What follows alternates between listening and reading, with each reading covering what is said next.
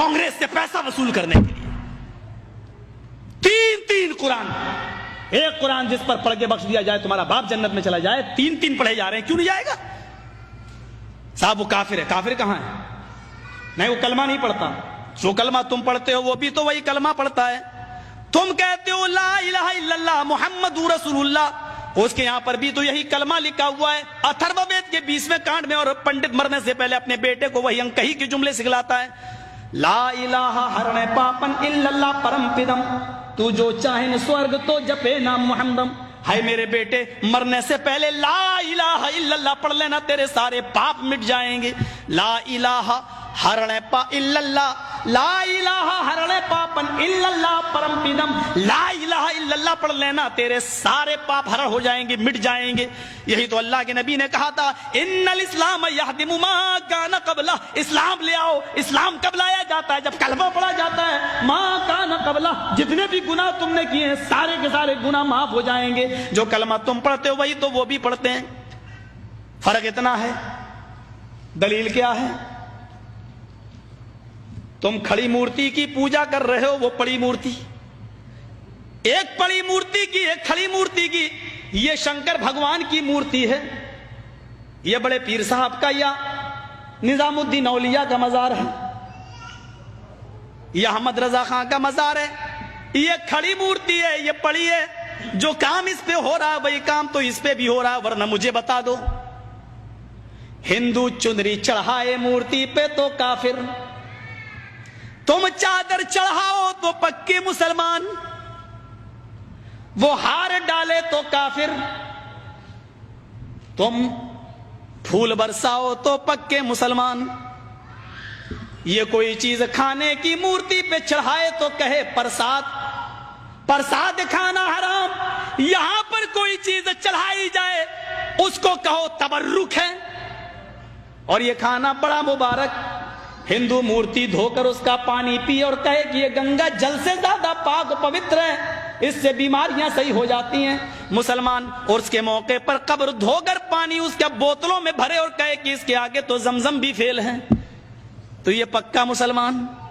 जो काम इस पे हो रहा है वही काम तो इस पे हो रहा है। और आज मैं फतवा देने का आदी नहीं हूं, लेकिन आज जज्बात में हूं, मैं ये फतवा दे के चला जाता हूं। मेरे प्यारे साथियों, अल्लाह की कसम, अगर भारत के और पाकिस्तान के, हिंदुस्तान और पाकिस्तान के, हिंदुस्तान का ये 20 करोड़ मुसलमान और पाकिस्तान का वो 15 करोड़ 10 करोड़ मुसलमान, अगर ये चादर चढ़ाने के बाद, चुनरी चढ़ाने के बाद, तबर्रुक खाने के बाद अगर ये जन्नत के अंदर चला गया, तो काबे के रब की कसम खा के कहता हूं कि भारत का 60 करोड़ हिंदू भी एक एक करके जन्नत में चला जाएगा।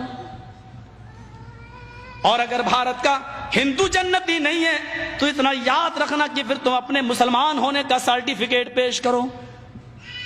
तुम वो जहन्नम में क्यों जाएगा?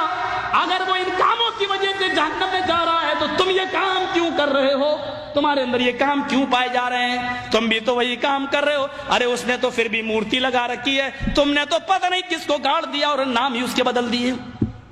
अल्लाह जाने उसमें हकीकत में वो है भी या नहीं है। मस्जिद में हूं, अल्लाह के घर में, अल्लाह के घर से बड़ी कोई जगह नहीं होती है। मैंने बनारस में अपनी आंखों से देखा, अपनी आंखों से। नंगा बैठा रहता था, जैनियों में जैसे नंगे बाबा होते हैं ना, इंडिया वालों को अच्छी तरह मालूम होगा। वो घूमते हैं आगे और पीछे पीछे औरतें चलती हैं उनके। दूध से नहलाया जाता है। जो गर्भवती औरतें होती हैं वो दूध जब बहते हुए उस बाबा की शर्मगाह के पास से आता है तो उसको भर लेती हैं और गर्भवती औरतों को पिलाया जाता है ताकि बच्चा नेक पैदा हो। मैंने नवाए इस्लाम में एक मौजू लिखा था कि इससे बच्चा नेक पैदा होगा या बेशरम, ये तो खुद ही पता चलेगा। केस चल गया था मेरे ऊपर। गौर करें आप, नंगा बैठा रहता था, एक टाइम की नमाज नहीं पढ़ता था, उसको वुजू बनाना नहीं आता था। मर गया जब वो, उसका मजार बना दिया गया। 3 साल के बाद उसका नाम रख दिया गया नंगा बाबा। नाम भी है नंगा बाबा। इनको नाम भी ऐसे ही मिलेंगे, अल्लाह की कसम इनको सही नाम भी नहीं मिल सकते। नंगा बाबा। जरा बताओ कि नंगा रहना कौन सी शरीयत में है? कौन सा मजहब नंगा रहने की तालीम देता है? कौन सी तहजीब है नंगा रहने की? और ये नाम तक रखा गया नंगा बाबा। बाबा पर रखा हुआ नंगा बाबा बाकायदा। जैसे बरेली के अंदर था एक कुत्ता बाबा, अब तो बदल दिया लोगों ने, कर दिया कुतुब बाबा। कुतुब چپ کر دیا. لیکن رکشے والے سے کہو قطب شاہ کے مزار پہ جانا تو جانتا ہی نہیں جب تک یہ نہ کہو کتا بابا. ایک کا نام ہے پتنگ بابا. کسی شریف انسان کا کام ہے پتنگ اڑانے کا؟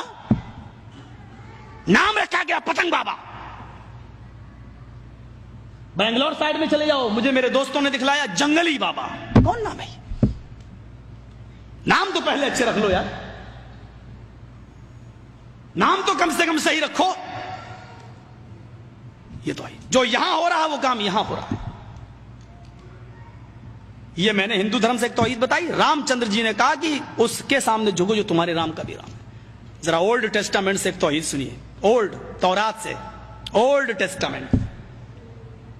موسیٰ علیہ الصلوۃ والسلام نے کہا اللہ کیا مجھ سے بھی زیادہ کوئی تیری عبادت کرتا ہے؟ اوپر سے آواز آئی فلاں جنگل میں کہ میرا بندہ ہے وہ تجھ سے بھی زیادہ میری عبادت کرتا ہے. موسیٰ علیہ السلام اس بندے سے ملنے کے لیے جاتے ہیں, پہنچ بھی جاتے ہیں, کیا دیکھتے وہ سجدے میں پڑا ہوا ہے, نمازوں میں مصروف ہے. موسیٰ علیہ السلام نے اس سے کہا کیا بات ہے؟ تو اولڈ ٹیسٹامنٹ میں آج بھی یہ لکھا